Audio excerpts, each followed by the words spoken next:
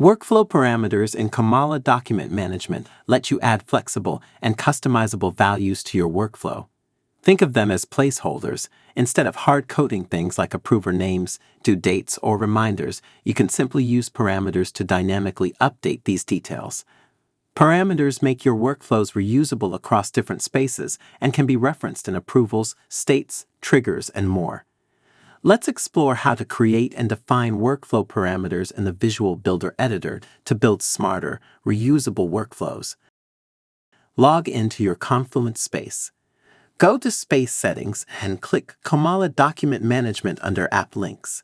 You can see all of the global and custom workflow templates available for this space.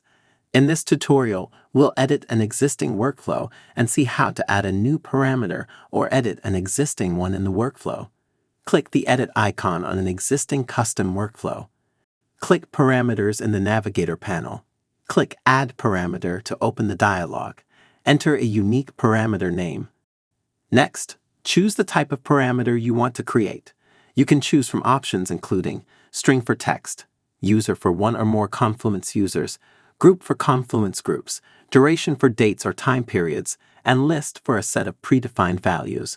For this example, we'll select user. Enter the parameter label. This is the text users will see in the parameter dialog.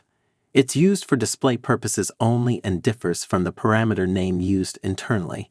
Enter the default value for your parameter type. This is the default value set when the workflow is first applied.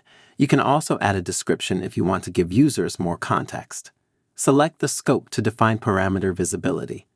Choose between workflow or page-level control to determine where the parameter value can be accessed and edited. When the scope is set to workflow, the parameter is available everywhere the workflow is used.